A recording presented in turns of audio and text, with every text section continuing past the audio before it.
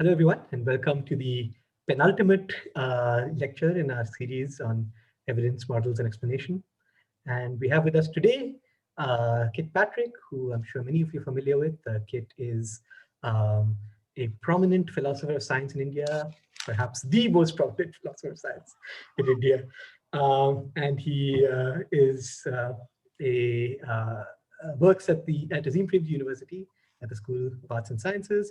And in a slight departure from our talks, which have focused on philosophy of science, Kit is going to be discussing another aspect of evidence that is particularly important. As you can see from the image on the screen, he's going to be looking at legal evidence. So I'm looking forward to that, and I'm sure all of you as well. So yeah, I'll hand it over to Kit. Without further ado, go ahead, Kit. Thanks, Darren. Yeah, I've not been around much. Apologies for that. In fact, I was always told that it's bad practice to start a talk with an apology. And I generally don't do it, but I'm gonna do it.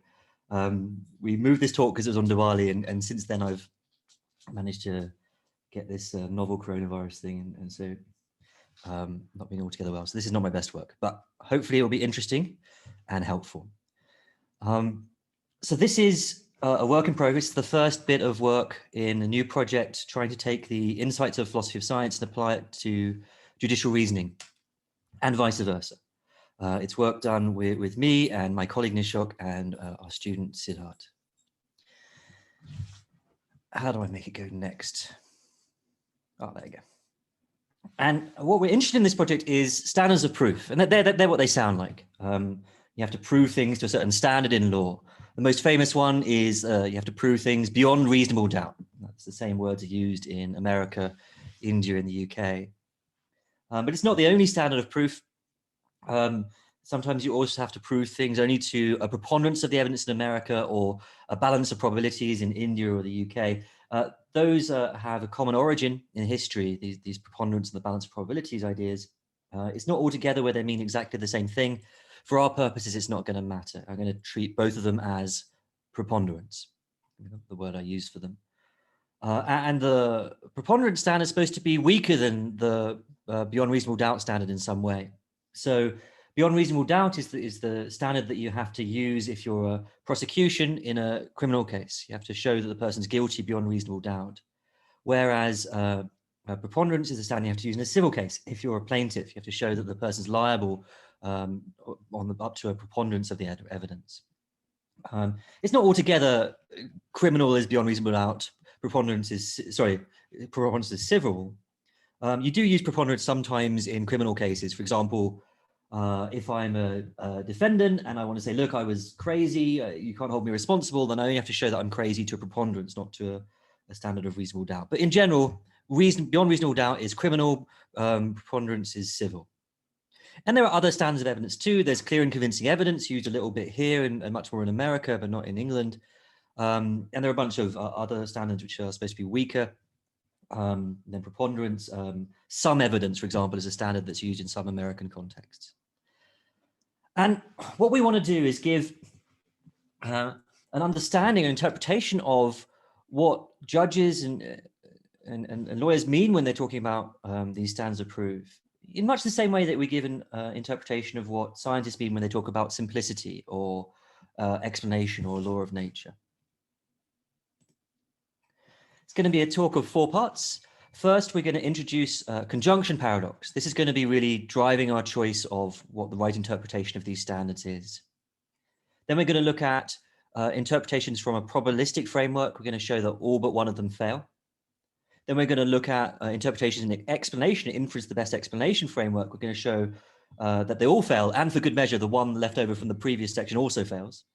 And then we're going to show that actually, if you're willing to abandon inference, the best explanation, and Bayesianism, and adopt some other framework, then it's actually really easy to solve the conjunction paradox. Okay, the conjunction paradox. So legal cases are divided down into elements. So supposing I'm suing you for bashing into my car and giving me a pain in the neck, right? I've got to demonstrate several different things. I've got to show that you caused the accident. I've got to show that you acted either negligently or maliciously. And I've got to show that the accident caused my injury. And the law is very clear that I have to prove each of these to the relevant standard, which in this case would be preponderance. And it's not just civil cases, it's also criminal cases that are broken down into elements. So, you know, supposing the government is prosecuting you for setting fire to a factory, right? They would have to prove beyond reasonable doubt that you were present, prove beyond reasonable doubt that you caused the fire, prove beyond reasonable doubt that you had evil intentions. And the law is very clear. If you can prove these things, then you're successful as a plaintiff or as a prosecutor. If you can't, then you're not. So the law requires that we assess each of those elements to see whether it satisfies the standard. And if we do satisfy the standard, the prosecution or the plaintiff wins. But at the same time, it seems that what we should be assessing is not the elements individually, but the conjunction of those elements to see if it satisfies the standard. You know, I should be able to show not only those three things are true, but that you're liable up to a preponderance of evidence, a balance of probabilities. The government should be able to show that not only that you did these things, but also that you're guilty beyond reasonable doubt. So a problem comes when these two ideas come apart, where it's possible, we interpret standards in such a way that it's possible that each element satisfies the standard, but the conjunction doesn't. That's when the conjunction paradox arises. Let's have just a quick illustration of that. So supposing we are interested in the preponderance standard, and we say what law students are taught in law college, that what the preponderance standards means is more likely than not, i.e. has a probability of higher than 50%. You've satisfied the preponderance standard when you've given evidence to show that your claim has got a probability of higher than 50%. And I show to the judge that there's a 51% probability that, what was our case? That you caused the accident. There's a 51% probability that you acted negligently and a 51% probability that you caused my injury. That's great. I've demonstrated that each element satisfies the standard. And yet, clearly the conjunction is not going to satisfy the standard, right? If these are things, anything like probabilistically independent. In fact, the probability of the conjunction is going to be considerably lower, right? Because suppose they're independent, 51% times 51% plus 50 times 51% is not above 50%. So I will have successfully kind of sued you and got money out of you, even though it's more likely than not that you are not liable.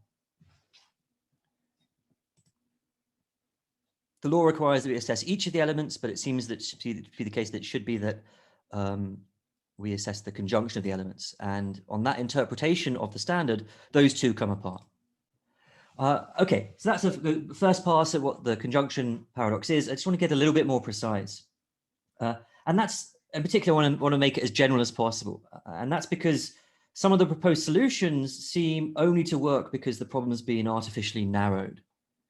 Right? It's a bit like if you had the Raven's paradox, you said, look, the Raven's paradox only applies to ornithologists, and I'm a physicist, so it's not a problem for me, right? It's that sort of solution. So we want to state the problem as generally as possible.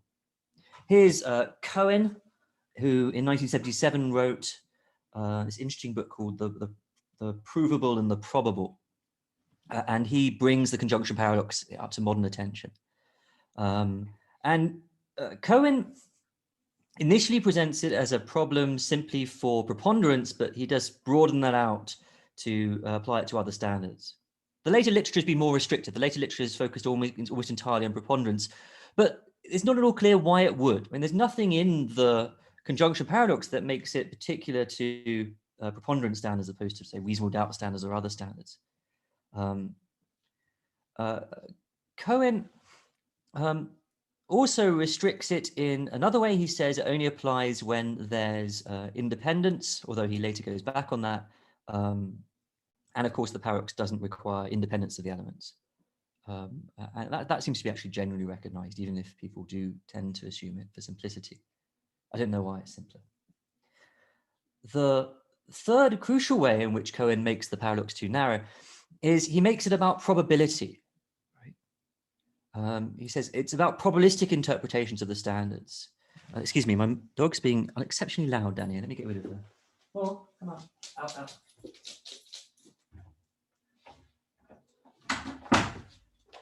Sorry, very noisy dog.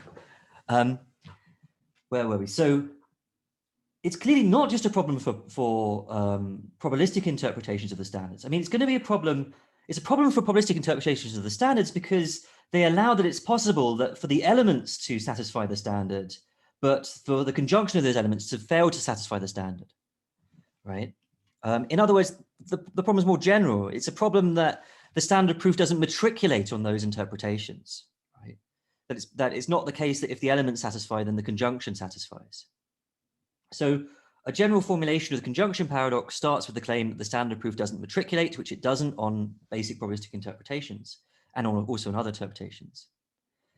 The second part of the proper way of phrasing the conjunction paradox, I think, is that it's just a legal fact that the standard is applied to the elements, right?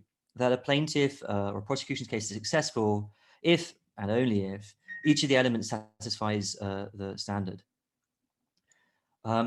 So actually, there's this interesting paper by Schwartz and Sober. Oh, for goodness sake.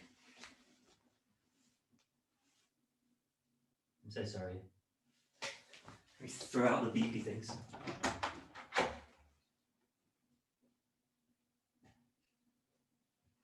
You would have thought that after a whole semester of teaching online and having online meetings that you would finally have sorted this stuff out, but I still screw up.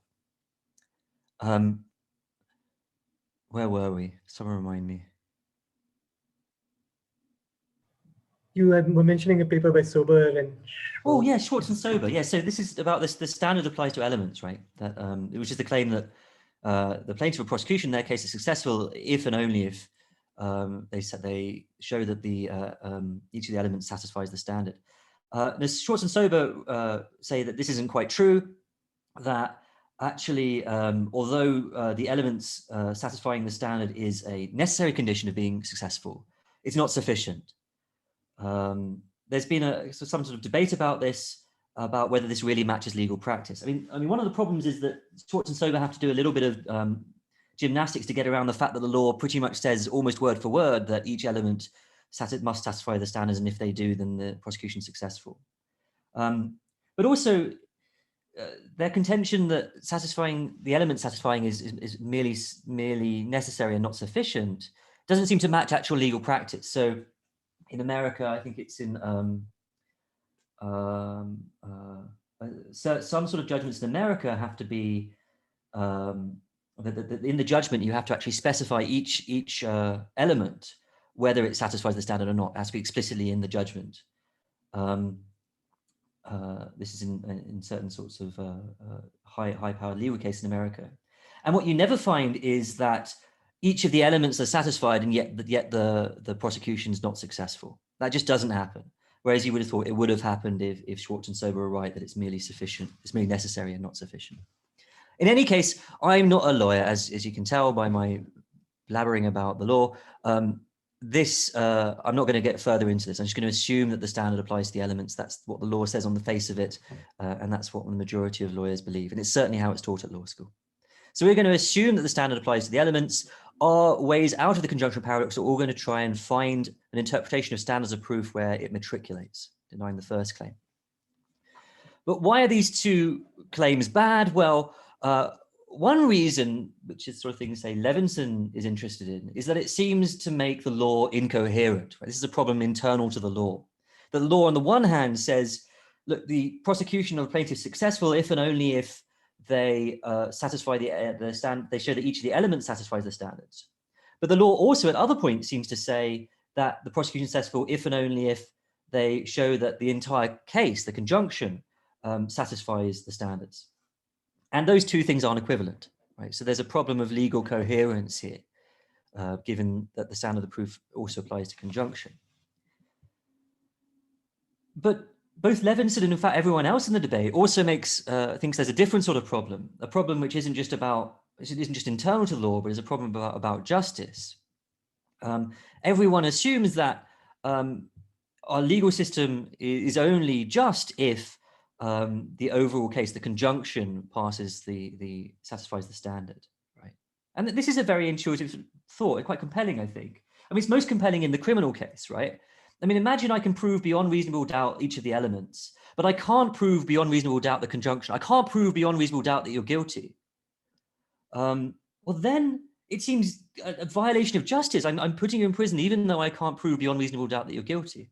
Likewise, in the civil case, it seems a travesty of justice if I hold you liable even though I can't show to preponderance of evidence that you're liable. In fact, it might still be quite unlikely that you're liable. So justice requires accuracy together with the first two claims, forms a different paradox, different version of the conjunction paradox, an accuracy paradox. Okay. So that's the conjunction paradox. Let's have a look at some solutions. So let's start within the probabilistic framework. So here's something we've met already, a basic probabilistic interpretation of preponderance. The preponderance standard, what's the preponderance standard? It's a standard that's satisfied if and only if the probability of the claim is above some threshold. 50% is quite typical. And you might also interpret the other standards in the same sort of pattern just by raising the threshold. Right. So you might say the right interpretation of reasonable doubt is that you prove something to reasonable doubt if and only if you prove that it's got higher than 95% probability or 90% probability. This is what law students are taught in law school. And we've already shown that it's susceptible to the conjunction paradox because it doesn't matriculate. Elements can satisfy this test, but it doesn't show that the conjunction satisfies the test. Now, a chap called Cheng came along not too many years ago and said, we don't need to abandon probability, the probabilistic framework. We can solve the conjunction paradox within the probabilistic framework. What we need to do is not say that you've proven the standard of preponderance when you've shown that your claim is more likely than not. No, you have to prove that your claim is more likely than what the other guy says. Right? The probability of the prosecution or the plaintiff's case is higher than the prosecution probability of the defendant's case. And the idea being that, if you've got, say, 51% probably, if your first element passed the test and your second element passed the test, the conjunction of the two elements can still pass the test. Actually, it's a minor historical aside. So Cohen in the original formulation considers a view which seems to me identical to Cheng's view. Cheng doesn't mention it. Cheng mentions Cohen's book on a different topic, but doesn't mention it at all. And Cohen considers Cheng's view in advance and rejects it. And Cheng seems to be unable to respond to that rejection. Cheng does some interesting work, sort of giving a game theoretic analysis of why this is a good interpretation, but doesn't reject Cohen's objection. And Cohen's objection is just that, sure, mate, but it just doesn't tally up with legal practice, right? Here's Cohen at the bottom.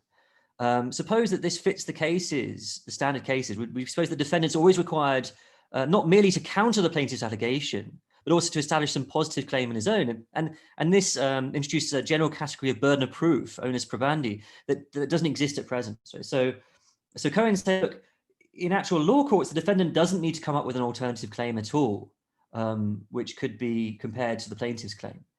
They can just sit there silent. And if the plaintiff doesn't make a good enough case, that's it, it's over. The defendant doesn't need to do anything whatsoever. Wang, on the other hand, feels that this isn't true. That he says that decision makers compare the stories or theories put forward by the parties to determine which story is more compelling in the light of evidence. What's going on here? Well, it might actually just be a difference in legal systems. So in civil cases in the UK, what Cohen said is exactly right. So if you if the prosecution doesn't make the plaintiff doesn't make a good case in civil cases, then it's over. The defendant can sit there silently and kind of go home. Whereas that's not true for civil cases in America, and I think it's not true for civil cases in India. So it might be just that Cohen's right for UK or England, sorry, and Wang is right for India and America. Although in all criminal cases in all three countries, what Cohen says is what the law says. Wang's actually building his idea on I understand he's building an idea on a kind of school of legal thought, and it might well be that what Wang's making is a sort of descriptive claim. This is how judges and jurors actually reason, whereas Cohen's making a claim about what norms the people hold. This is the way we think we should reason. In any case, not a lawyer, not going to adjudicate on this, although I will say what Cohen's claim says certainly matches very closely to what the law says. in any case, it doesn't matter because this Cohen-Weng suggestion doesn't, Cohen-Cheng suggestion doesn't solve the conjunction paradox, because, I mean, very clearly, his test doesn't matriculate. It's perfectly possible for each element to pass the test, but for their conjunction not to pass the test. So it's a little bit surprising that Cheng thought it did solve the problem. I mean, so it's true that he managed to show that there are cases where the elements pass the test and the conjunction pass the test. But of course, I mean, that's true for the original basic probabilistic interpretation too. It's perfectly possible for both the elements and the conjunction to be have a probability over the threshold.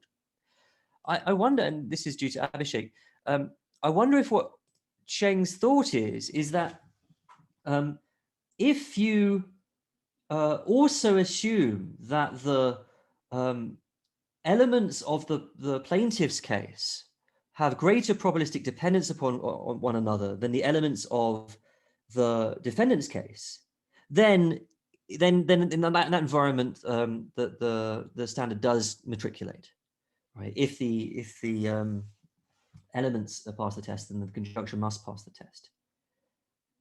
I mean, that's not something we can generally assume, though. In any case, it doesn't. He transformed his test not into a test of the elements, but a test of the entire case. Right. In order to know whether the element passes the test, I need to know what the other elements are, and I need to know how they relate to one another. So it's just no longer accepting that the standard applies to the elements. Okay. So then we started thinking, well, okay, what probabilistic counts would solve the problem? By the way, so Taran, I didn't get to, so how long have I got? You've got at least another 20 to 30 minutes, depending on. Okay, cool. I think we're on target then. Yeah. So I should be finishing around 1:45 at latest. No, you can take up the entire first hour if you'd like. You can go till 7 if you need to. No, I'm not going to bore you for that long. Okay. Okay, so then we started thinking, well, okay, Cheng's account doesn't do the job. Is there any probabilistic account which would matriculate and would be a plausible, provide a plausible interpretation of the standards? And to frame the question slightly differently, is there a probabilistic property which matriculates, and which probabilistic properties would lead to a matriculating test if there was a threshold?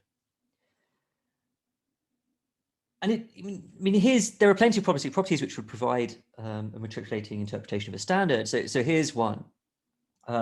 Something satisfies the standard of preponderance if and only if the probability of that thing given the first element and all the elements but one is greater than some threshold. So supposing we've got, I don't know, a 3-element case. Does the first element pass the test? Yes, it does, trivially, right? Because the probability of E1 given E1 and anything else is 100%, which has got to be over any threshold. For the same reason, the second element also has to pass the test. Does the third element pass the test? Well, I don't know. It depends on whether the probability of element 3 given element 1 and element 2 is greater than the threshold. But notice that passes the test if and only if the conjunction passes the test, right? The probability of E1 and E2 and E3 given E1 and E2 is over the threshold. Effectively, what this test does is it just kind of allows you to ignore all but one of the elements. And that's how you manage to get matriculation. But it's obviously a silly interpretation of the preponderance standard, right? So you can't go to court and say, oh, you clearly were the person who caused the accident because I've proven that to a standard preponderance because the probability that you caused the accident, given that you caused the accident, is greater than 50%, right? It's clearly absurd. And what's really deep down, what's absurd about this interpretation, I think, is that intuitively we're giving the different elements different tests, right? We're giving us a kind of fake test to the first elements, but a real test to the last element. A test it could actually fail. And I know mathematically, of course, you're giving them the same test, but you seem to be giving them different tests because the elements appear as constants within the test. You've got E1 and E2 and so forth within the test here. And that's what makes this sort of interpretation illegitimate. And this starts to give us some constraints about what probabilistic properties we could use. So let's list them. So here's a very trivial one I haven't mentioned because it's too trivial, but whatever our standard is interpreted as, it must be that some claims satisfy that standard and some claims don't satisfy that standard, right? We can't just have the standard such that it doesn't matter what the plaintiff says, they satisfy the standard. It doesn't matter what the plaintiff says, they don't satisfy the standard. That seems just too obvious to question, I would say. The second thing is that the test can't change variables between different elements. I mean, this was what the problem with Cheng's view was, right? He said, we're going to evaluate element 1 on whether it's more probable than this theory. And we're going to evaluate element 2 on whether it's more probable than that theory.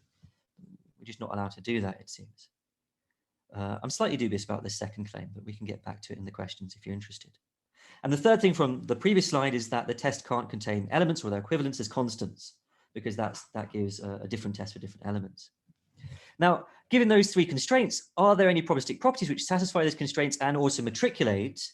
Yes, there are. There's exactly just one class of them we think we can prove. I haven't written out the proof here, but we think we can prove it.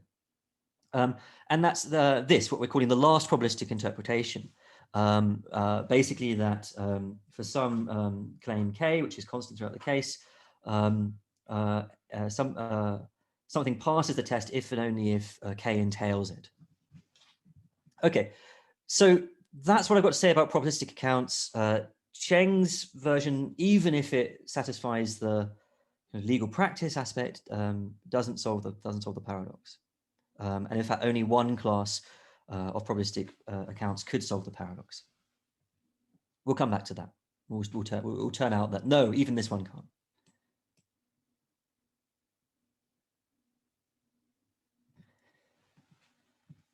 Pardo and Allen, in the last decade or so, have said that what we need to do is we need to abandon the probabilistic framework entirely when we're giving interpretations of standards of proof and switch over to an inference of the best explanation framework.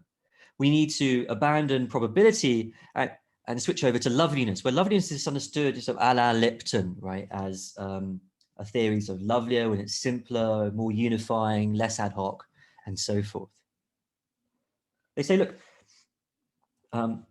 Cheng is absolutely right to bring in the comparative aspect of it, but he's wrong to stick by probability. And this is their account. So they only give an account initially of preponderance, interpretation of preponderance. So something satisfies the preponderance standard if only if it's part of the uniquely best explanation of the evidence presented at the trial, the total evidence presented at the trial. So this picture is pretty easy. You get together the evidence which has been presented at trial, you work out what the best explanation is. If there's one best explanation, you work out if each of the elements are in that explanation, if the conjunction of that explanation, and if the answers are yes to all those questions, then the prosecution or the plaintiff wins, or so the plaintiff wins. Does Pardo and Allen's interpretation matriculate? It does, right? If each of the elements is in the best overall explanation, then so is the conjunction of those elements, just trivially. Good news.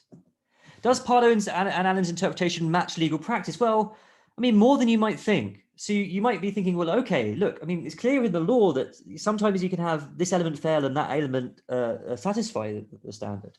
Pardo and Allen can make sense of that, of course. They just say, well, look, only one of the elements is in the best overall explanation. You might go a bit further. You might say, well, look, when I'm considering each element, I have different considerations, right? When I'm trying to work out if you caused the accident, I'm looking at very different things than if I'm trying to work out whether the accident caused my injury. I think Pardo and Allen can also start to make sense of this, though. You might have thought they can't, right? You might have thought, well, look, in both cases, what you need to work out is what the best explanation is. But even after you've worked out what the best explanation is, it might not at all be obvious whether this element is part of that explanation or not, because these are complex things. There might be a deductive fact, but it might be a fact we need to work through. But it's not at all clear to me that Pardo and Allen do any better than Cheng in another respect. If you remember, we found fault with Cheng, Cohen found fault with Cheng, because the defendant can just sit there and do nothing. And if the plaintiff doesn't satisfy the standard, then the defendant goes home without having said a word. And this is definitely true in the UK, and is in civil law, and is true everywhere in criminal law. And it seems that Pardo and Allen have exactly the same problem as Cheng, right? The defendant can just sit there and they don't need to give any account of their own until the plaintiff or the prosecution has done quite a lot of work, has already kind of come close to meeting the standard. And so there doesn't need to be an alternative rival explanation of the evidence, in which case Pardo and Allen's criteria just doesn't apply. But once again, the third time I'll say this, not a lawyer, I'm not going to just adjudicate this issue. There's two things I want to say about Pardo and Allen's suggestion. The first is that the switch from probability to explanatory loveliness does no work for them at all, and in fact gets them into trouble. And the second is that they avoid the paradox in too many ways. Okay, so first, the switch from probability to explanatory loveliness doesn't help. Notice that loveliness has the same problematic features as a probability, at least in one respect. So imagine we could give a number for every theory's loveliness for a given explanandum. And imagine that we set up a simple version of the explanatory interpretation of the preponderance test. We say, look, something satisfies the preponderance test if its loveliness is above a threshold, 50%, let's say. Would that interpretation make the standard matriculate? No, not at all, because the elements could each be above 50% loveliness for their given explanander, but the conjunction could be kind of very unlovely, right? I mean, this is going to happen, for instance, when the elements are individually good explanations of their little explanander, but they don't cohere very well. They don't sit very nicely together. And so their conjunction isn't very unifying and therefore isn't very lovely. Loveliness has the same properties as probability in this respect.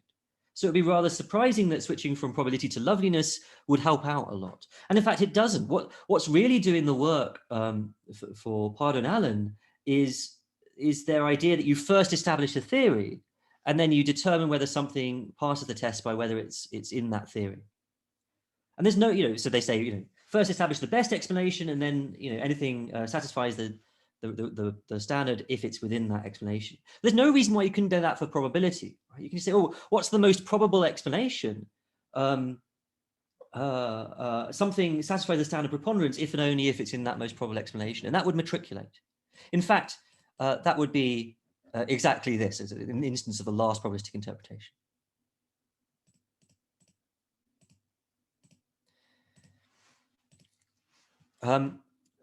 One last comment. So it might be that the switch from probability to loveliness makes things harder for Pardo and Allen, actually. It's not only doing no work, it's making their jobs harder. And that's because we don't generally think that explanations of different explananda have comparable amounts of loveliness. So if someone came to you and they say, look, Darwin's theory is a lovely explanation of Finch's beaks, then Einstein's theory is an explanation of light bending around the sun. You'd go, I don't understand. It's not that you're wrong. I don't even understand what you mean. Loveliness is just not comparable between those theories because they have different explananda. It seems like explanations of this explananda don't have comparable loveliness. But in a legal case, there's a lot of evidence presented, and I mean, quite often there'll be things that the plaintiff or the prosecution can't explain, and there'll be things that the plaintiff the defendant can't explain. So the prosecution's theory will just explain different things, have a different explananda than the defendant's theory. They'll have different explanandas, so that it looks like the loveliness won't be comparable. And maybe that's a bit strong. But what I really want to say here is that Pardo and Allen's use of loveliness places more requirements on what loveliness gives us than has been hitherto anticipated in the literature. There's a deeper problem, though. Sure, Pardo and Allen avoid the conjunction paradox because their interpretation of preponderance is matriculating. So the elements satisfying the standard and the conjunction satisfying the standard don't come apart. But unfortunately, they also deny the other claim, or another claim in the paradox, one which is very plausible, the claim that justice requires accuracy, right? That the legal system is just only if the conjunction satisfies the standard. That just doesn't seem to be true if the standards are interpreted in Pardo and Allen's way. Imagine a case where I'm suing you, and on each of the elements, your theory is the best explanation. You've done what you don't need to do, you provided your own theory. And on each of the elements, your theory is a better explanation than my explanation. So when we consider the evidence about whether it was you who caused the crash, actually the best explanation is that it was some freak mechanical failure in your vehicle. And then when we turn to the second element, whether the crash caused the industry, again, the best explanation of the evidence is that, I don't know, I would have got the injury anyway, that it wasn't caused by the crash, that it's some sort of genetic default because people in my family tend to get it around this age. But let's also suppose that we're in the difficult case where the conjunction of those doesn't form the best explanation of the conjunction of the whole evidence, right? So if you're taking together all the evidence, then the plaintiff's theory, which says that no, it was you caused my injury, is lovelier than your kind of disparate here and there conjunctive explanation that it was a mechanical failure plus a bit of unlucky timing, right? Your explanation involves a coincidence. Your explanation is disunifying. And so overall, my explanation is better. Is it just to find you liable under such circumstances? I mean, it seems to be clearly that the answer is no. And in general, it's not accurate or reliable to infer the best explanation from a predetermined explananda.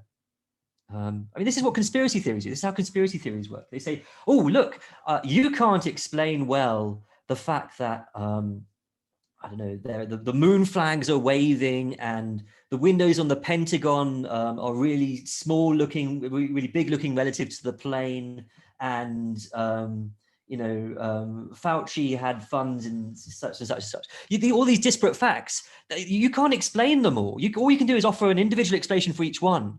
And it adds up into an overall explanation that's hugely disunifying and massively complex and ad hoc.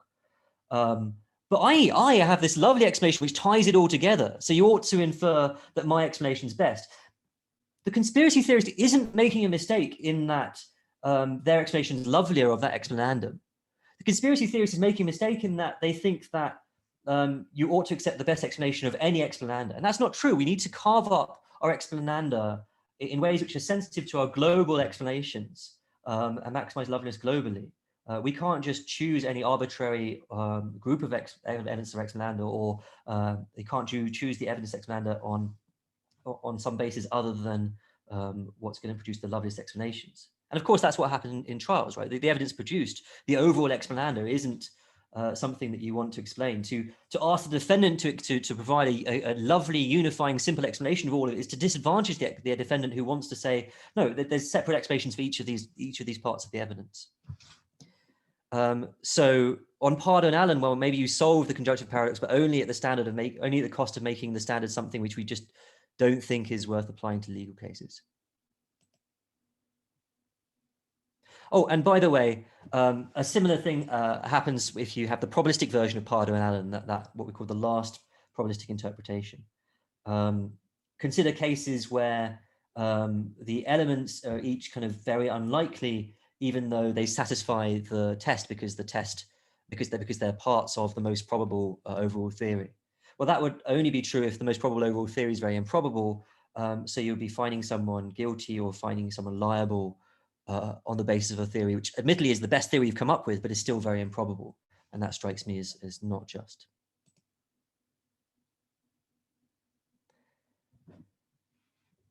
What I want to show is that it's actually quite easy to solve the conjunction paradox if we're willing to abandon this kind of fetish that we have for probability and for inference-based explanation. I mean, so I'm talking here about mass instead of probability, but mass is just whatever you epistemically value about the claim, and M1, M2 are claims or conjunction claims. So if you have a framework where the mass of a conjunction is just the sum of the mass of the conjuncts, then it's going to be very easy for you to come up with an interpretation of the standards which matriculates, right? You just say it's over a has to have a mass over a threshold, right? And then of course you will get matriculation for the simple reason that if the mass of each element M1 and M2 is above that threshold, then the mass of their sum also has to be above that threshold, right? If the threshold's 2 and the first one's got a mass above that and the second one's got a mass above that, then the sum of those two has got to be above 2 as well. Actually, a guy called Clement in a book which I've been entirely unable to get my hands on in the last few months seems to suggest a similar idea. So Clement's interested in showing that when we're analyzing judicial reasoning, we should be using fuzzy logic. And in particular, this sort of fuzzy logic where things have are members of a set to a certain degree. So am I a member of the set boldness, bold person? Well, yeah, maybe I'm kind of, I don't know, 60% in the bold set. Am I a member of the set Englishman? Well, you know, I grew up there, but my family's not from there. So maybe I'm kind of 20% Englishman or something like that. To what extent am I a bold Englishman? Well, intuitively, you might want to say it's 20%. It's the minimum of those two, right?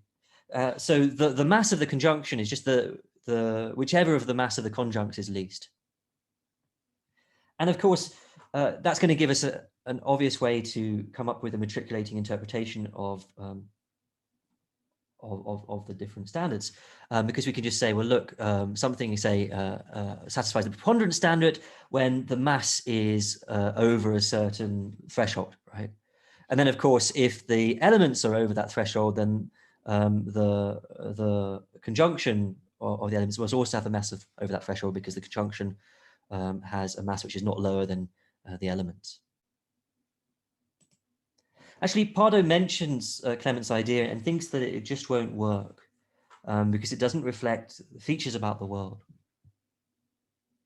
Pardo's idea seems to be this. He says, look, imagine you're kind of interested in whether you're going to get 2 heads in a row on a certain coin. You've got to take account of the fact that it's possible that the first one will flip heads and the second one will flip tails. That's got to make you less confident overall that you're going to flip 2 heads. But if your confidence is based on your mass in Clement's sense, then you won't be less confident, because, you know, they say 50% mass for the first one being heads and 50% mass for the second one being heads. So your overall mass of the conjunction, first head, second head, is going to be 50%. The second one is just not going to matter. And that's clearly not how we reason. Now, you might think that this is not fair because it's using probability of coin flips, which is about frequency probability maybe. Maybe you think that when we're talking about probability in terms of judicial reasoning, we should be talking about subjective credences or something like that. But very much the same seems to apply in court cases too. It seems that judicial reasoners, they must consider the possibility that one element will succeed and the other one fail. And that ought to make them less confident in the case overall. And for that reason, the mass idea doesn't work, or at least Clement's fuzzy logic doesn't work. All right, let's put it together and see what we want. I only got a minute left. I'll take you home, I hope. This is the point at which it gets really work in progress. So if it wasn't already work in progress enough. What we want is a framework which avoids the problem we just noticed, which allows us to say that, oh yeah, the possibility that one element succeeds and one element fails makes me less confident in the overall success of the overall truth of the case. Right? We want an interpretation of the standard that matriculates so that we can avoid the conjunction paradox, and we want an interpretation standard that makes justice requires accuracy plausible to avoid the problems with that we already saw with Pardo and Allen here. Is there such a wonderful thing that satisfies all these desiderata? Well, here's my attempt. It starts out very familiar. You get a universe U, which is a non-empty set, a field of theories which is defined in that, subsets, including the non-proper subset. And there's a function, we would normally think of it as a function from elements of things in the field to probability, but we're going to call it area. So there's a function from these theories to what I'm going to call area. And that function, well, it has to satisfy the standard probability axioms. What we're going to add is that there's this height function from each primitive element in the field to a height. So primitive element is one where of the field is one where there's no other element which is a subset of that element. Okay, and that gives us a volume, which is the area times the height of various different claims. We normalize that to make sure that the volumes all add up to 1.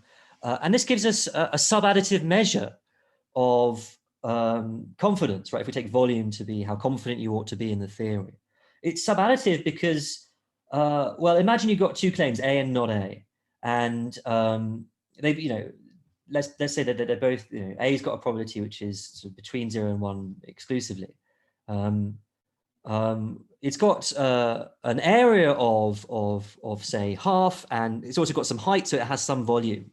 But not A needn't have any volume, because although it must have an area, because the area function satisfies the probability constraints, it needn't have any height. So it's got an area but no volume. It's got no, so area but no height. It's got no volume. So there's no extent to which we should be confident in. And it strikes me that this sort of sub-additivity is exactly what you want in legal reasoning, because this is sort of reasoning where we really need to express very carefully and clearly ignorance, which is something that additive measures famously struggle with. So this seems like a good measure for understanding legal reasoning in general. And in that framework, we can give an interpretation of preponderance as minimum height over some given threshold. And maybe we give an interpretation of beyond reasonable doubt as minimum height over a higher threshold, and so forth. Does that satisfy the desiderata? Well, maybe. So the framework does allow that considering other elements should sometimes reduce our confidence in the overall claim. And that's because if you add in another element, which isn't wholly contained within the volume of the conjunction, then, or the first element, then, and then you normalize, then the probability of the conjunction will go down. The volume of the conjunction will go down, sorry, the mass of it. So we get the first thing. We get what Pardo wanted there. Does it provide an interpretation of standard that matriculates? Well, yes, it does. So remember, the standard is that the minimum height has to be over a threshold. If each of the elements has the minimum height over a threshold, then so will their conjunction. I mean, to see this, just imagine that you've got two volumes, right? The conjunction is represented by their overlap. If each of the elements has the minimum height over a certain level, then where they overlap also has to have a minimum height over that level. So it matriculates. Is an interpretation of the standard that makes justice requires accuracy plausible? I'm not very sure. I mean, I'm worried by the fact that we're using height to determine the standard, but volume to determine how confident we ought to be. I wonder if there's anything that can satisfy these three desiderata at all. I'm not sure. We're still trying to think it through. Just before we close, there's one more thing we were thinking through, and that's the opposite of matriculation. So matriculation is if the elements satisfy the standard, then the conjunction of those elements satisfy the standard. But what about the other way around? What about the property of if the conjunction satisfies the standard, then do the elements satisfy the standard? Then the elements satisfy the standard. Now, you might have thought that this is a sort of desirable property for an interpretation of the standards to have. Maybe, but here's two reasons why that might not be the case. So, and by the way, we should say that my interpretation, although it gives the standard matriculation, it doesn't give it inverse matriculation, right? For the simple reason that just because the overlap, where these two volumes overlap, has above a minimum height, doesn't mean that each of the elements have above that minimum height, because it might be below that minimum height, that threshold height, where they're not overlapping. So my standard doesn't get, sorry, my interpretation of the standard doesn't get you inverse matriculation, which is why we're interested in this. But you might not want inverse matriculation, because if you have both matriculation and inverse matriculation, then the elements satisfy the standard if and only if the conjunction satisfies the standard, and it now becomes a bit of a mystery why the law spends so much time and effort getting us to focus on the elements, right?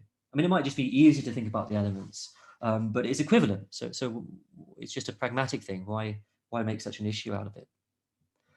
And second, look, if you have a standard that fails matriculation, well, that gives advantage to the prosecution or the plaintiff, right? Because it's possible for the overall case to fall below the standard, but the elements to each fall above the standard. So if the elements all go above the standard, then the prosecutional plaintiff succeeds, but they shouldn't do, right? Because the overall case fails.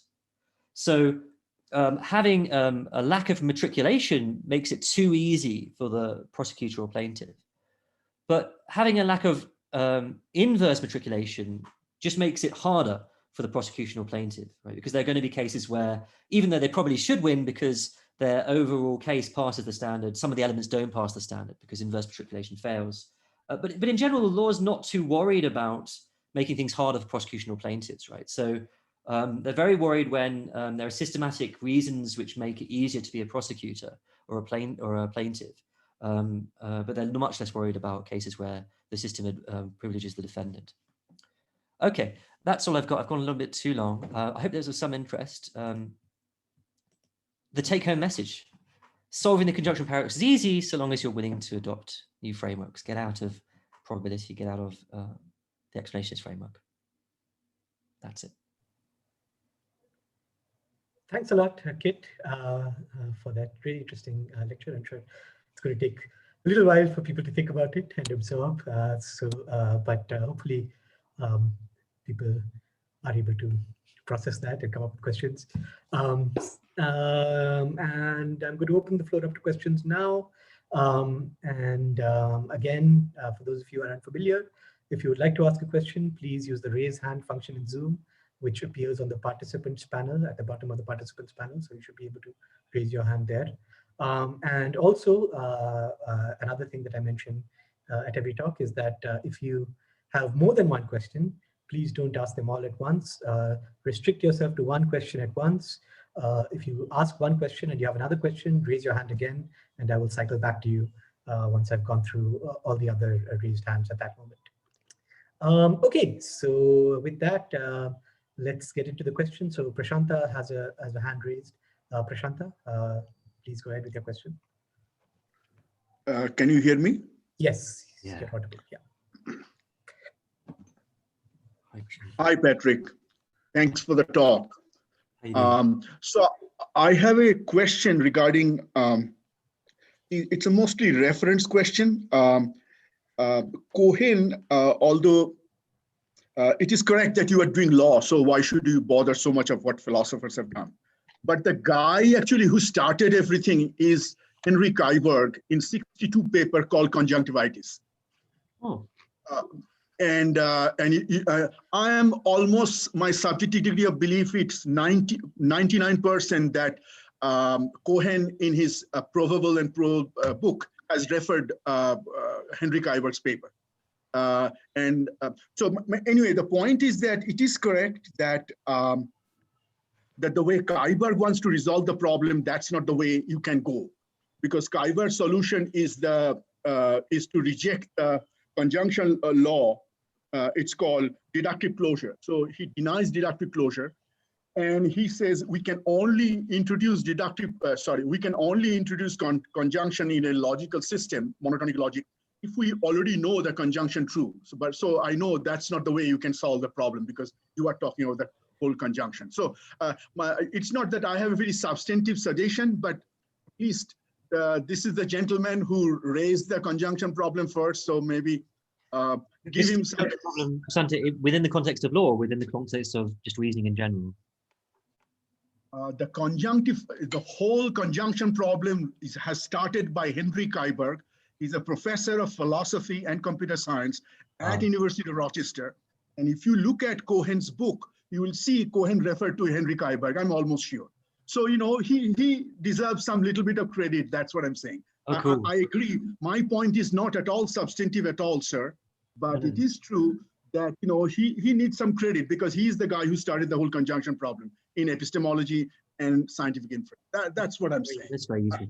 But I don't think Kaiberg's been mentioned in the... So I think L.J. Cohen probably mentioned probability and rational belief. That's the book he mentioned. But Cohen has a book called Introduction to Probability and Logic by Oxford University Press. So he has a chapter devoted on 4 paradoxes, and one of them is Kaiberg's lottery paradox. It's called lottery paradox. In epistemology, if somebody takes a course, he will hear lottery paradox. You know, unless somebody teaches in a different way. So just a small point, not a big point, I mean, this is nothing to do with your paper. So thank you for your talk. Good, I haven't read conjunctivitis. I'll now go and read it. Thank you. Thanks a lot, Prasanta. Okay, thanks, Prasanta. So Jyoti has a question. Go ahead, Jyoti. Hi, Jyoti. Hi, thanks for the wonderful talk. So in your talk, you have taken example of legal practices, but I want to take another example of conjunction paradox. That is Linda example. So Karl Popper advocated a conceptual distinction between verisimilitude and probability, stating that verisimilitude gives more comprehensive truth, while probability gives more logical, certain, and tautological truth. So irrespective of whatever framework we adopt to solve the conjunction paradox, since all the frameworks are closely related to truth, or for that matter, even if we take explanatory framework that you have taken yourself, it should approach the same truth irrespective of the degree. Why is it so that the truth changes depending on the framework? I hope my question is understandable. Yeah, maybe. So do you mind if I play around with it a bit? I might not have got the right end, but you can come back and fix my misunderstanding. So, Sure. So we've got verisimilitude and probability, and they do sound like they're different, right? Verisimilitude sounds like it's close to the truth. Probability sounds like it's sort of some estimate about what is true. So, I mean, something can be have a high verisimilitude but a very low probability. For example, Newtonian mechanics, right? We're pretty sure it's false, but it still looks pretty close to the truth. So they definitely do seem to come apart. They both approach the truth, but that approach metaphor is kind of not very useful in this way. And then what the idea is that these frameworks should be accounting for probability or for verisimilitude, or doing both jobs. Do you think these frameworks should be doing both? Should both tell us what's likely to be true and what's probable? Yeah. Okay. Yeah. I mean, so sometimes inference is the best explanations used that way. So look, it shows you what's probably close to the truth. Right. This is sometimes this is a response to the pessimistic induction. I'm not so sure that Bayesianism or probability could ever give you a good account of verisimilitude, just for the reasons stated before, that there are things which got very low probability but very high verisimilitude. So you're just going to need a different system, for like two formal systems, one for verisimilitude, one for probability. So the verisimilitude will kind of give you a distance measure between propositions and the truth, and the probability one will tell you which probabilities, which theory is true. Or you could also, of course, derivatively get like claims about the distance and see whether those claims are true. So it looks like you just need two different formal frameworks, and you don't want to combine them in the same one, as so long as you're using probability. I don't know what I think about trying to get the one framework to do both jobs. Yeah, maybe. What my remarks on probability, I think, just apply mutatis mutandis to the sub-additive measure that I came up with. Which, by the way, when I say I came up with it, I'm saying that only because I don't want to make a claim to be exactly the same as other additive things. It's obviously not my original idea.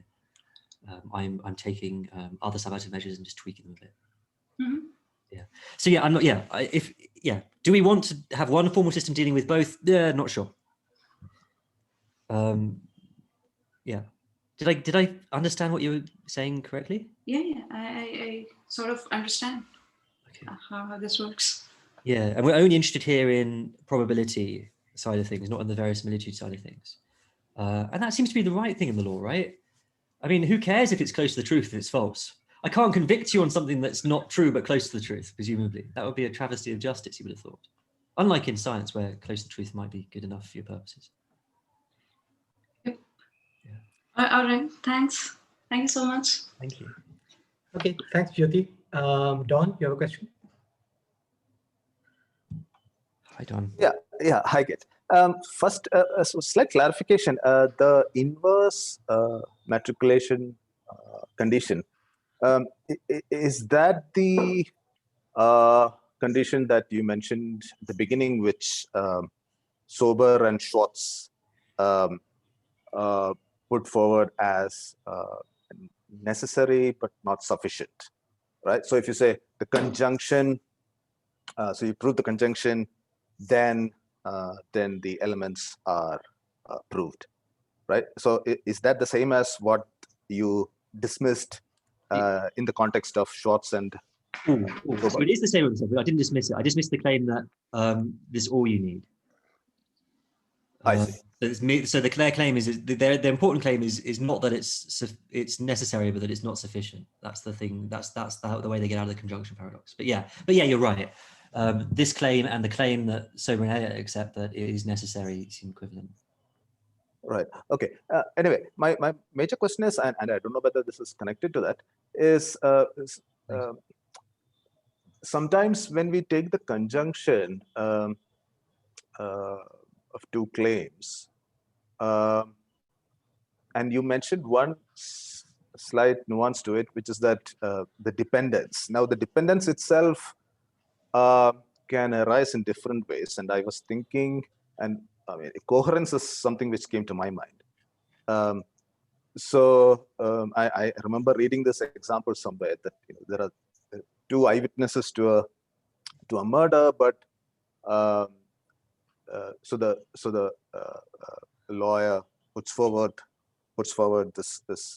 these pieces of evidence, and later it comes to light that one of the witnesses talked to the other. And so what was earlier thought to be a coherent case composed of two elements lost its coherence, whereby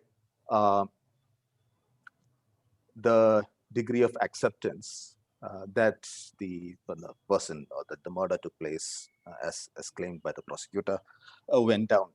And now, this was a case where it was not necessarily presented as an explanation being lovely, and that when one element or one part of the explanation sort of failed, that is what led to the case sort of collapsing.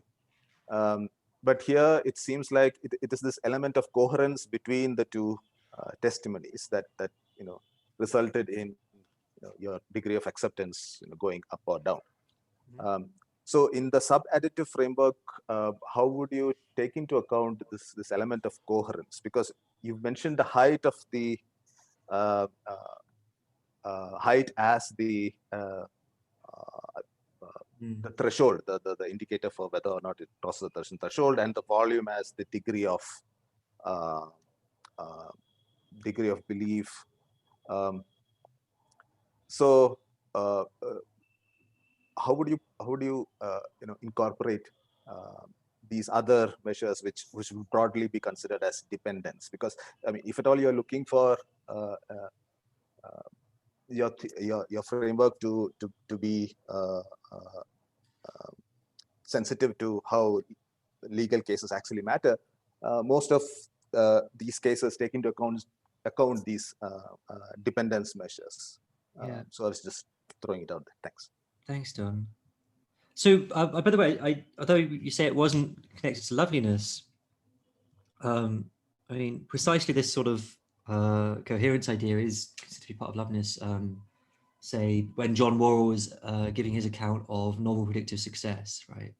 His account of novel, what is a novel predictive success? Well, it's not that you made the prediction before you knew it. It's not that you made the prediction without knowing it. It's that you've got two independent ways of getting at the same evidence. So you've got what you call coherence, or you could also go back to the consilience of induction. That seems to be at base what Whewell's idea is. So I think this is well taken in by the loveliness literature. But your challenge is a good one. So how does my sub-additive measure deal with this sort of case? Well, I mean, let me try something out and see if it works for you. So why don't we just say, look, what we find out when we find out that the two eyewitnesses talk to each other is we find out that the volume of them both being wrong is bigger than we thought, or equivalently, the volume of them both being right overlaps more, right? I mean, ceteris paribus, assuming finding this out also doesn't mean you think they're more likely to have lied. Right. Yeah, I think it's the overlap of volumes which would give us some indication of. Yeah, so we can have a measure of coherence, which is, I don't know, the overlap of the volumes as a proportion of the, you know, the volumes added to each other. I mean, notably that idea of coherence wouldn't be a particularly good one, because one claim, it would only give you a coherence of multiple claims. It couldn't give you a coherence of a theory, because the theory is separable into infinitely many different elements which would have different coherences with one another. But yeah, that seems like the way we could do it, which is just the same way as I imagine you do it in probability, right? You just say it's the probabilistic dependence, which is the, you know. Yeah, I mean, yeah, I'm not so well versed with probabilistic theories of measures of coherence. Yeah, perhaps. Yeah, there's a paper in the back of my mind about it which says almost exactly that, but I'm afraid I can't remember the details. It's been a few years. Okay. But it might not say, because I don't remember it, I can't be that sure it says exactly that. But in my heart, it feels like it says exactly that. So, sorry. Yeah, but it seems to me I can't see at the moment a problem with that idea of coherence between elements in the sub-additive framework. Okay. Thanks, Don. Abhishek, you have a question? Hi, Kit. Been thinking through this just for a bit now. So probably the question will form, if there is a question, that will form more clearly later on. But one of the points that you mentioned regarding sub-additivity was that Cohen thinks that this is not how we generally think about stuff. That you had mentioned in a slide that this is not how we reason about things. But it seems that one of the sub-additive measure, which is like used in a lot of places, or standard deviation, I mean, that's a sub-additive measure, right? I mean, so is it possible to see, so for instance, it can be used in order to quantify risk when we want to talk about, a particular, So can we, is it possible to understand this particular instance of why we would want to use a sub-additive measure in terms of understanding it, as understanding it in terms of a standard deviation of sorts, that we would want to probably minimize it. So we'd want to have a measure which does that. So, I might need to ask a couple of questions. I'm not entirely with you yet. So, by additivity, I just mean the claim that when you've got, say, two disjoint claims, A and B, that the probability of A or B is probability of A plus probability of B. So, I mean, the most obvious case is where you've got A and not A, right? The probability of A or B has to be 1, and it follows from that plus additivity that the probability of A has to be 1 minus the probability of not A, right? So that's what I meant by additivity. So, and then you were saying, so my measure is sub-additive because you can prove that just by showing, well, look, you can have not probability, but you can have mass of A, you have volume for A, but no volume at all for not A. Right, so the A and the not A don't have to add up to 1, and that's the crucial fact that really gets you the ability to express ignorance. But then, so say again. I'm really sorry. I didn't think I caught you. So I get what sub-additivity means, and one of the most commonly used measure which exhibits sub-additivity is that of standard deviation. Okay. So one of the that's what you mean, right? By sub-additivity, that if there is a function and then you take two measures x and y, then it is sub-additive if function of x and y, x plus y is less than the sum of individual functions fx plus xy. So one of the measures which really, commonly used measure which does this is standard deviation. So my point is really about Cohen's, I don't know whether it was Cohen or someone, the claim that the measures that we use in everyday, they don't really exhibit sub-additivity. But they do. For instance, when we have to assess risk, Yeah, we use standard deviation. We have to create a portfolio. We use. Cohen doesn't standard mention deviation. sub-additivity at all, I think. No. In probably somebody else. Then in the slide you had mentioned, one of the slides you had mentioned. No, that, no one other than me in this debate has mentioned sub-additivity. That's a novelty to me.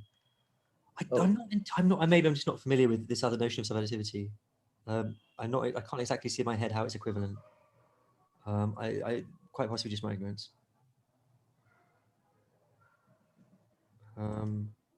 I don't see what it would mean to say that the standard deviation is sub-additive in my sense. It's not a function to a set of real numbers. Yeah, I can't get my head around that. I'm sorry, mate. We can talk about it later. Yeah. I'm also not clear on the thing. So yeah. Okay, Dashi, you have a question? Kit, yeah. I don't know if this will relate to you. I've just come across a paper. It's called the hardest paradox of closure. It's Erkenntnis 2020. I can send it to you by Martin Smith. And so he is looking at like a conjunction, like with 100 conjuncts. Okay. I think this will apply to the legal case. I'm not sure. So you may look at it. So then he has something called the principle of differential defeat. So if you do De Morgan and you like say the negation, you have the disjunction of the negations, right? Now that has so that will be true, right? But he says that then you kind of look at each of the defeaters in there, and they will be if they are defeating. See, all the conjuncts are ranked in terms of let's say probability or something, and so they might be defeating the lower ones, which you could discard anyway. Something like that he has in mind. So I think this might work in the league. I've just looked at it, so I'm sorry I can't give you a more definite thing, but it seems like an interesting kind of approach he has taken, and it's somewhat like fuzzy logic, I think, if I understand that solution. It's somewhat like that. But he calls it this principle of differential defeat. So I can send you that paper. You can take a look at it. Okay. Cool, thank you. I've got it down. It's the Erkenntnis 2020, The Hardest Paradox of Closure by Smith. Yeah, thank you. Yeah, I don't quite. Yeah, it sounds like something I should be reading. I can't quite see how it's going to fit in, but I don't have an idea. So thank you very much. Thanks, for Okay, thanks, Dashi. You've got some reading recommendations. So I also have. Oh, wait, Philos has a question. Let him ask it first. Yeah. Oh, hey, Philos. You're here. Yeah. You're muted, Philos. You might have to unmute in order to ask your question. In fact, you certainly have to unmute. Yeah. Hi, Kit. My doubt is that this entire problem arises only if these are probabilistically independent, right? No. Okay, but go ahead. That means if this different hypothesis, okay, if they are probabilistically independent, then the probability of this conjunction is much lesser than the probability of the each elements, right? But if that won't be the case if they are dependent, right? And in many of the cases, that means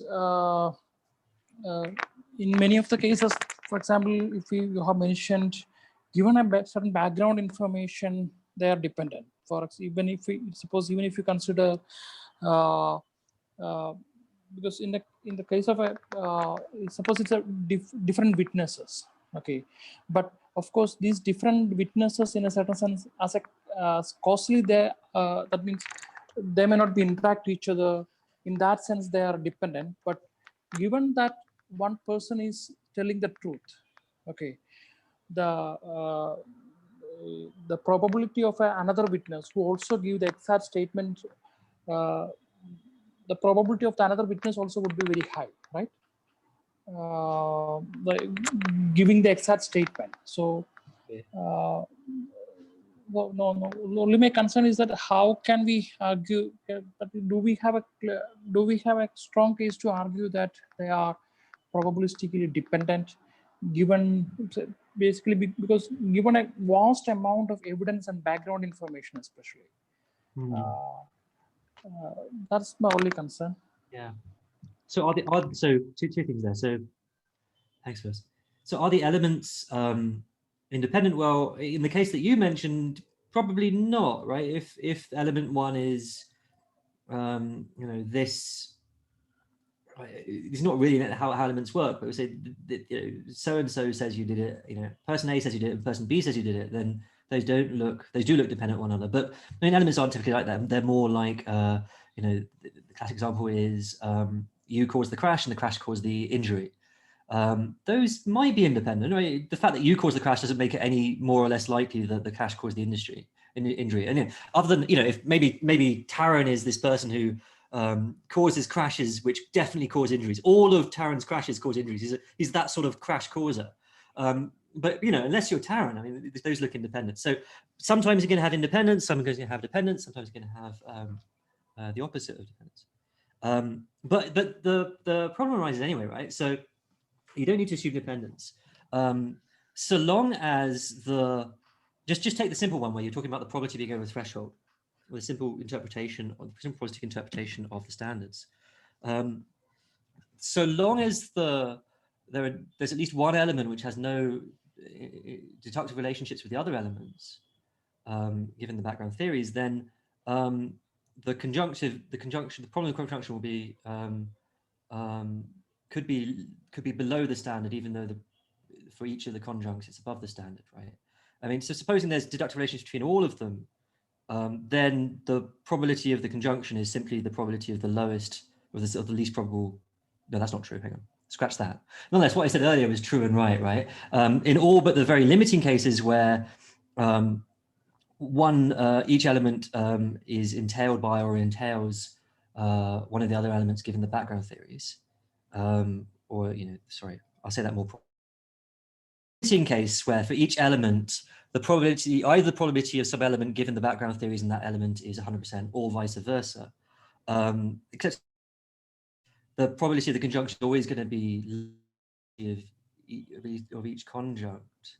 And therefore, the threshold test could be one which the elements pass, but the conjunction fails. So it's absolutely not just in the case of probabilistic independence. You can have massive probabilistic dependence and still the problem would arise. Yeah. Forgive my bungling of how to say it. It's much easier when you've got a whiteboard to just draw it up on, right? But yeah, I think that's the right answer. And Cohen actually points this out to his credit in his original formulation, that you don't need probabilistic independence. It's just a convenient assumption for some reason. Maybe because it's hard to say what I just said.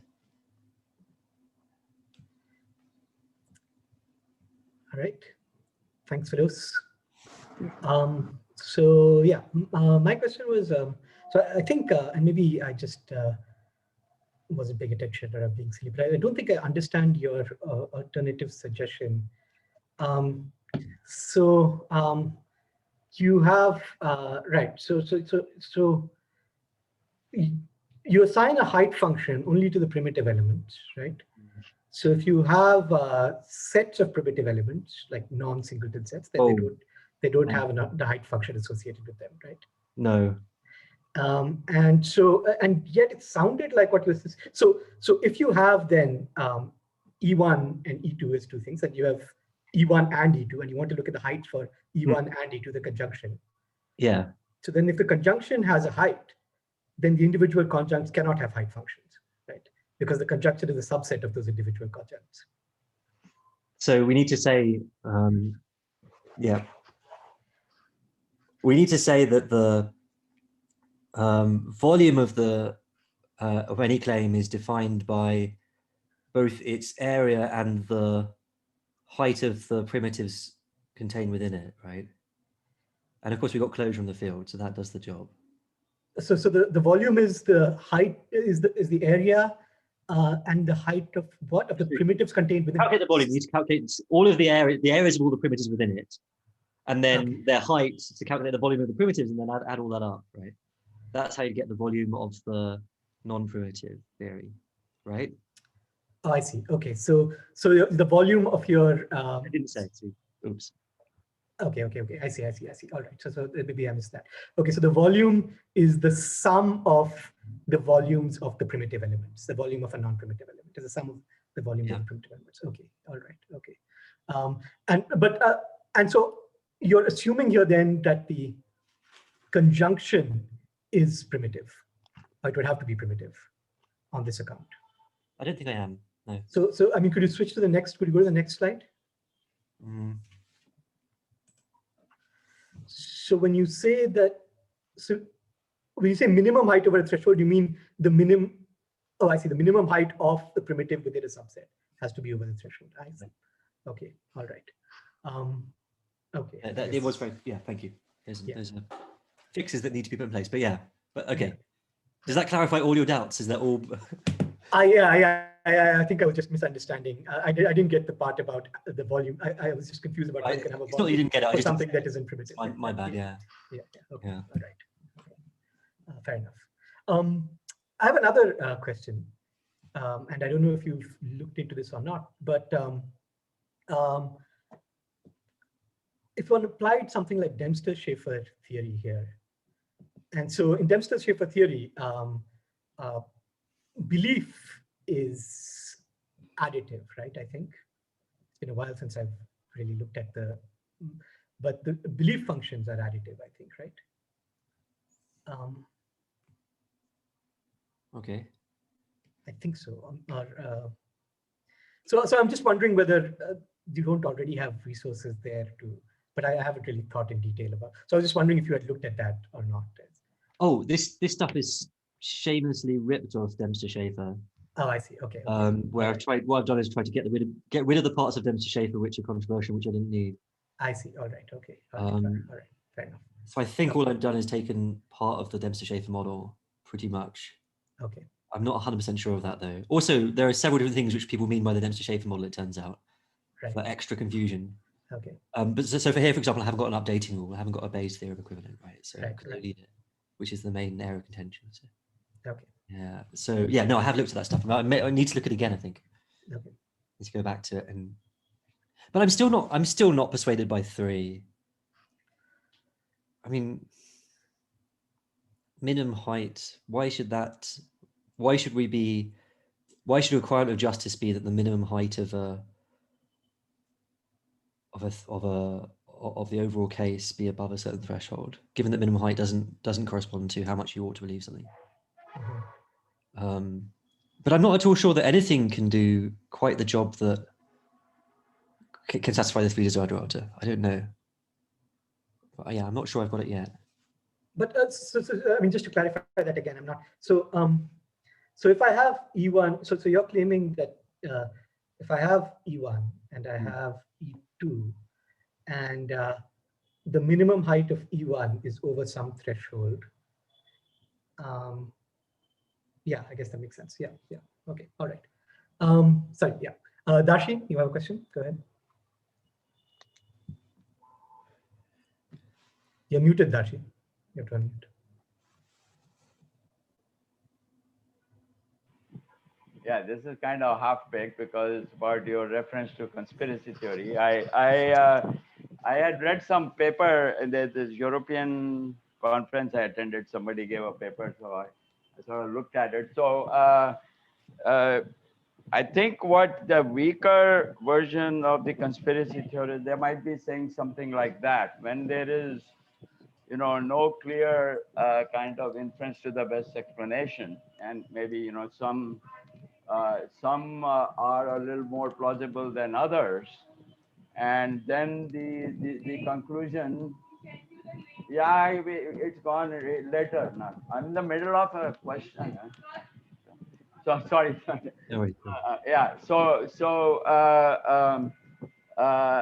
So it may be that it's not that the conspiracy theory is saying that, it is just as a good an inference to their conclusion, but that conclusion epistemically cannot be ruled out. It should be looked into. know, in the case where you don't have a very convincing IBE to all the any of the alternatives. So I don't know if that makes any sense to that. But my more the important question is about the fuzzy logic. I mean intuitively it sounds correct to me. But have you worked it out, or have you looked at the kind of the technical working out of this? I'm still waiting on the details from the book, Okay. from Clement's book. Because that would be very interesting. Yeah. Yeah, I think so. One of those things you get halfway through a project and you read someone and you go, oh gosh, they I'm in the right direction. This person's already walked this path. So that was nice. But yeah, still waiting on the book. Yeah. Not available in the usual places. But yeah. And just one more thought also, because I have been working on the legal thing right now from a very different angle on reservations. Okay. You know, I'm just looking at all the cases. So I've been reading a lot of judgments. So one thing is that, you know, I mean, this may not be connected. It's the idea of beyond reasonable doubt. So if you go to something like Chisholm's theory of knowledge, right? He has his epistemic categories, and beyond reasonable doubt is a grade lower than evidence, right? So the bar is a little bit lower in legal cases because there is a kind of a practical time limit. You know? Yeah. So we don't have time to get all the evidence, right? And there is this restriction that you know, judgment has to be made within certain time. So this is why I think we set the bar a little bit lower, you know, than we might want to do for knowledge, for example. You know. Yeah, that's it. I mean, I really like, so Cheng's idea he's got a nice idea. So look, calculate the costs that you place on finding a person wrongly innocent, finding a person wrongly guilty, and that actually should enable you to set the standards. Yeah, and like you say, so what you're saying in that context is that there is not an infinite cost on finding an innocent person guilty, because you got, you know, or rather, it has to be balanced against a cost of finding a guilty person guilty, which we sometimes need to do. Yeah. So he's got a nice little framework there for using decision theory to turn out standards, but unfortunately, the standard, it turns out, isn't right, which is kind of confusing because the way he got there seems right. Yeah, and so about the conspiracy theories. So I claim that what's wrong with conspiracy theories is that they have the wrong explanander. Yeah. I wonder though if what's wrong with conspiracy theories isn't that so much as they just have the best explanation, but one that's still below the threshold, right? Maybe we don't need to think about what explanander we're going to use. We just need to, you know, have an inference-based explanation for anything you like. Any set of evidence you like, you'll reliably get to truth so long as you're above the threshold, right? So this is Peter Lipton's idea. The explanation has to be good enough, right? Yeah. For you to make the inference. So I wonder if my claim that you need to be careful about what explanations use as the explanander is right. I don't know if that would make a difference to my argument, because no. I could still say that, well, in this sort of case that Pardo and Allen are talking about, the plaintiff's case won't be above the threshold. No, what I was saying is their claim might not be that their explanation is correct, but it cannot be ruled out. Yeah, it should be considered. Yeah, you know, that is a kind of so in a case, you know, where there is some evidence, you know, like you know, JFK murder or something like that, you know, then you know, it may be something that needs to be looked into. You know, I mean, that's the idea. Yeah. Okay. So is the idea that it kind of belongs? Conspiracy theories should have a place in the context of pursuit or something like that. Yeah. Okay.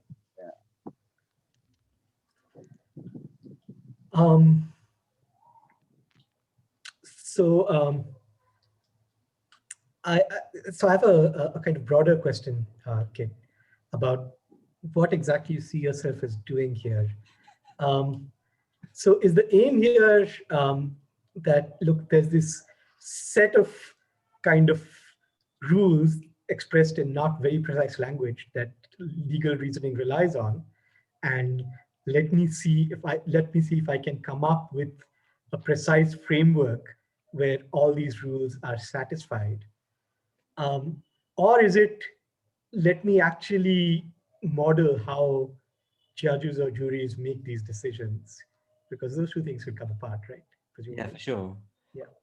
We spent quite a long time talking about what we're trying to do as a project. I think it's also quite helpful because it helps you think about what philosophy of science is doing at various parts. So we're not trying to describe how judges actually are, nor are we trying to describe how judges should be. We're trying to describe a sort of tidied up version of legal norms. Like, in other words, we're trying to do a kind of slightly more coherent version of what judges think they should be. That's the project. Is there any point to that project? That plus maybe the assumption that their norms aren't insane. Okay. Right. So you rule out interpretations of their norms which make them kind of completely insane. Is that worthwhile?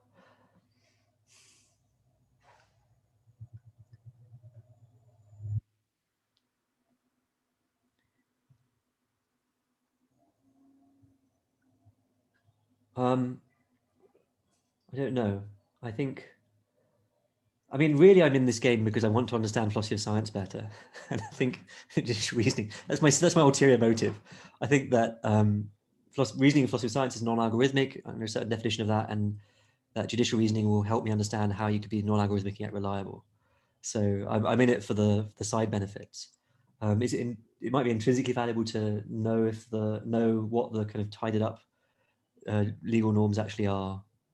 And I mean, another problem is, unlike in philosophy of science, I guess there are definitely different stories that you tell in different parts of the world. So, for example, it looks like in this debate between Cohen and Sheng, it looks like one of them's going with America, I said, and one of them's going with England. So you might want two tied up stories, and it might be quite interesting to know that. Okay, they're both quite good stories. They're both quite good sets of norms, but only because they differ here, but they also have a corresponding difference there, which kind of resolves the problem. I don't know. I'm gesturing wildly, but trying to make the claim that what I'm doing is interesting. But hopefully, it's clear what I'm doing. Yeah, but I guess it's also. I mean, so I at least for legal reasoning and probably for scientific reasoning as well, I completely buy the non-algorithmic idea that you. And so I think what's likely happens in legal reasoning, and again, I'm completely unfamiliar with it, but is that some of the kind of objections raised. So for example, when you point out that, look, Pardo and Allen's case could lead to a problem if you have a situation where each element, the lovelier explanation is the defense's explanation, but on the whole, the conjunction, the prosecution has the lovelier explanation. Sure, it could lead to a problem, but I imagine that those kinds of cases are cases where the judge will then either pick up on it and say, okay, we need to think about this. So it's not like that then destroys the entire rule in cases where that doesn't happen, which I imagine are the usual set of cases. In the usual set of cases, you don't have this kind of odd phenomenon where you have these individual explanations of those individual things that are good explanations, but they don't cohere. And so the plaintiff has. So I guess part of the non-algorithmic thing is that I wonder why you want this kind of general purpose account where if an account fails in these kinds of specific cases, you say, well, this account is no good as an account of legal reasoning as a whole. I imagine the judges actually alter the kind of reasoning they use in different cases. So I think I went into this particular puzzle with very much that sentiment. Like, these accounts just won't work. So these are all algorithmic accounts, and it just more grist to my mill that you don't do algorithmic reasoning in law. But to my mild distress, I found out that what I wanted the answer to be wasn't the answer that I came with, that the problem isn't with algorithms in general, but the sorts of algorithms they're using. I see. Okay. But there is a long tradition in philosophy of law that there's a gap between what the rules say and what the decision is, and that nothing non-algorithmic fills that gap. It's just not at this part of the law, it seems to me. Yeah. Okay, Darshi, you have another question? See, I was the one who originally lobbied for 2 hours, so I have to keep asking questions from 90 minutes. The only thing is, KIT goes beyond speed limits in any country. In his delivery. No, but you're absolutely clear. I mean, I get excited. So this is a general question. I mean, you think, I mean, this could be, applied to medical cases as well, because they're also, I think, I mean, there's a lot of similarities to the legal cases. So, diagnosis and treatments and all kinds of things. Prakash is there; he's a doctor, so he would be interested if there was some or is anyone working on this that you know? I don't know. I mean, so how would it would arise in the sort of following way? It would be, I don't know. We've got so take the only bit of medicine that I know well is psychology and psychiatry. So you got a DSM, right? And you got a list of things you have to tick off, and you might say, well, to tick it off, I have to pass a certain standard, and you have to say normally you have to tick off like at least 3 out of 6 of the different symptoms in order to be diagnosed with that syndrome. And you might say, well, look, in order to tick it off, I have to have a certain amount of evidence for passing a certain standard. But if we interpret those standards probabilistically or in some other way that's non-matriculating, then you're not going to have the same confidence that they have the syndrome that you do that they satisfy their sounds. And I wonder if that's going to be very worrying, because in a sense, I mean, I take DSM to be a bit of a kind of financial fiction. It's mostly there for to satisfy the insurance companies in America, right? Yeah. So no one's too worried if you're not accurate about it, I guess. And I'm not altogether sure that I believe in all these syndromes. I mean, the symptoms certainly, and the suffering for sure. But yeah, okay. But at least a structurally similar problem would apply, right? It might be that I personally care slightly less about the problem in psychiatry, but maybe it would matter much more in sort of if you're detecting cancer and you've got a list of symptoms. Yeah. I don't know anyone working on it. Does anyone else? The conjunction problem in conjunction paradox in medicine? It seems like it should arise. Yeah, it should arise, definitely, I think. I can't think of an example right now. I mean,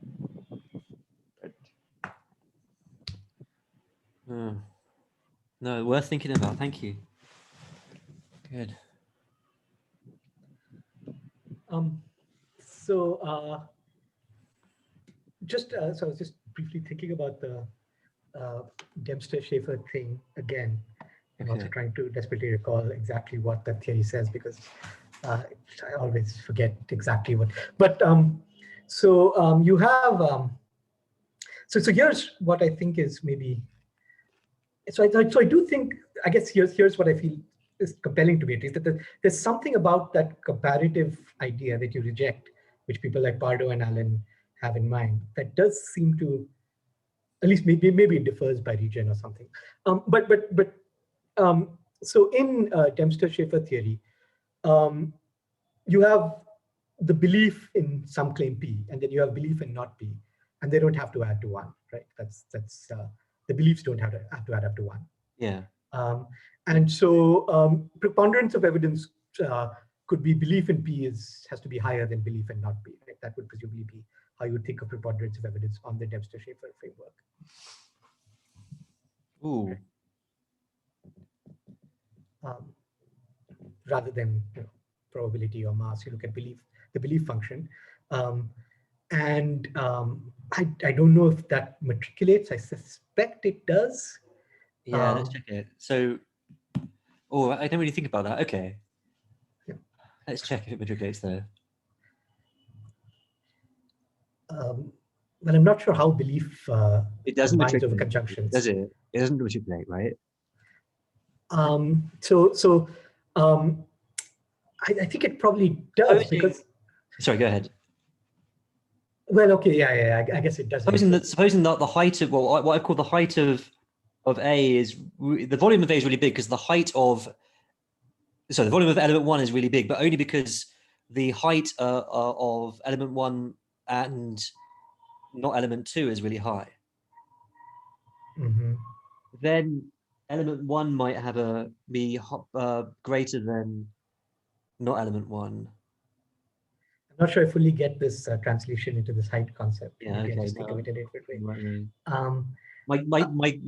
I think it's not going to be matriculating. I'm not 100%. Okay, all right, okay, yeah, maybe that's true. I was also thinking that then, in some sense, there's a difference between the preponderance and the reasonable belief thing, where, sorry, reasonable doubt thing, where preponderance is actually a comparative notion. Reasonable doubt is just a claim about belief in not P, right? It's not a claim about the comparison of belief in P and belief in not P. It's just a claim about belief in not, that belief in not P is 0, essentially. Yeah, I mean, so the language of it definitely sounds that way, right? So balance of probabilities, as we say in India and UK, sounds, I mean, balance has to be comparative, you would have thought.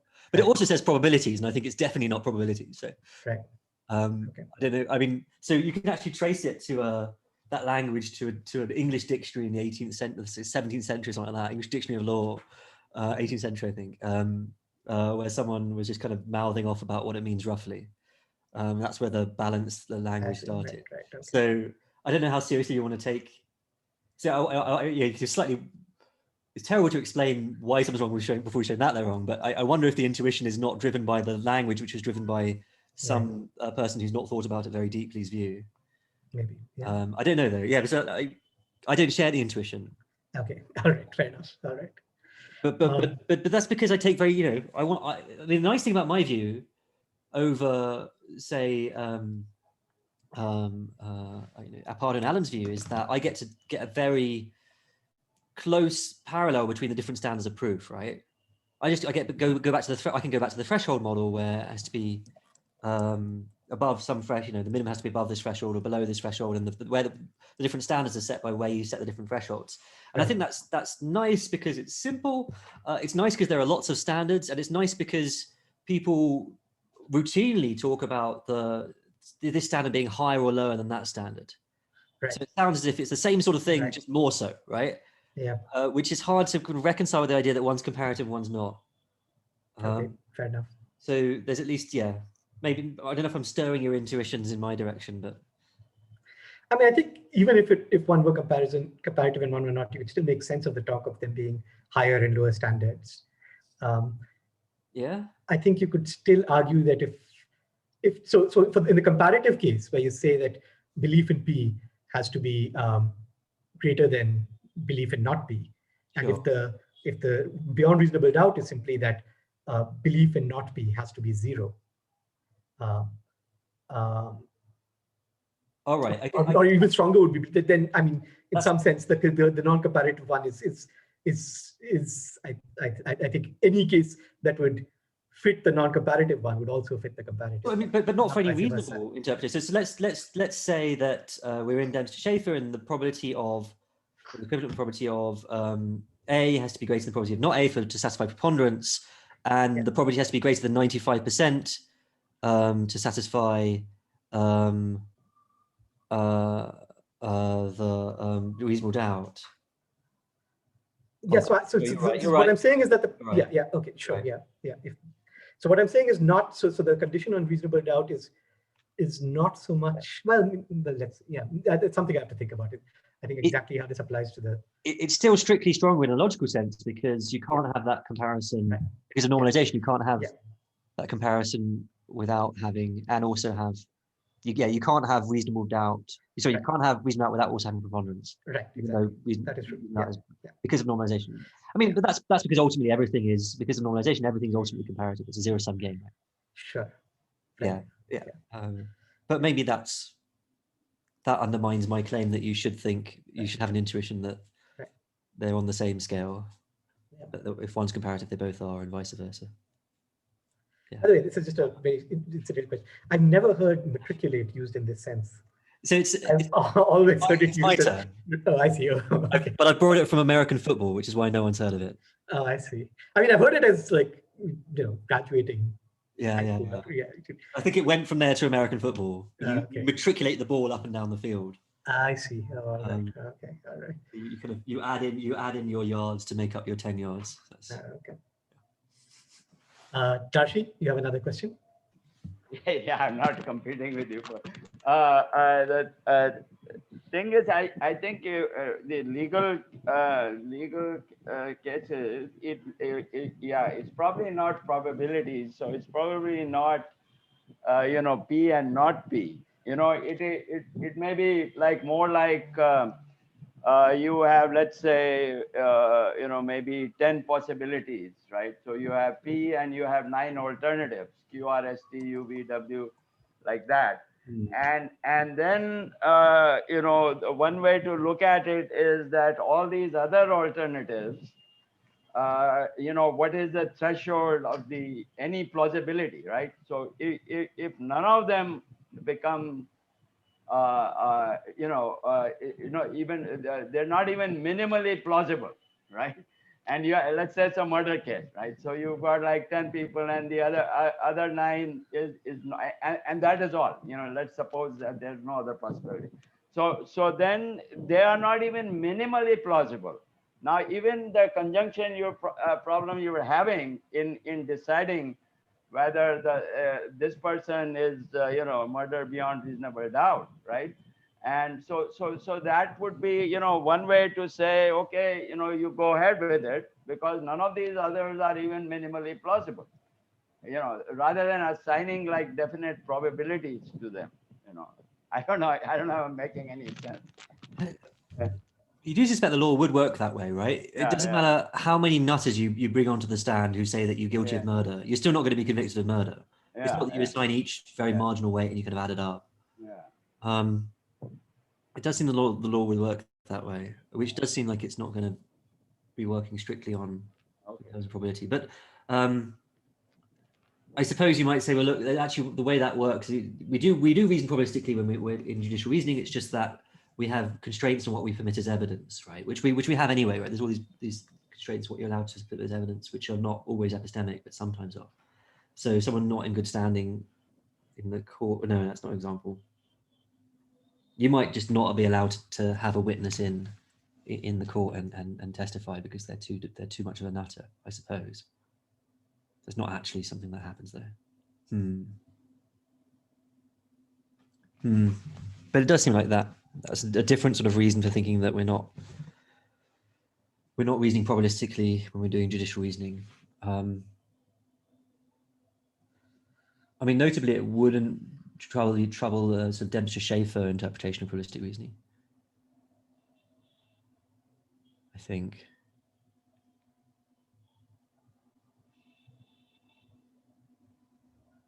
No, it would. No, I need to revisit that stuff. It would. The nutters would all add up on Dempster-Schaeffer. It depends what updating rule you're doing. So I think what I was trying to say is like, so if you say the not P here is a disjunction of 9 possibilities, okay? You have total of 10 possibilities. So not P is a disjunction of this 9 possibilities. Now, if you think of it as probabilities, right, and add them up and subtract the interaction, then because more than one could have also been there. Then you may reach a plausibility. Yeah.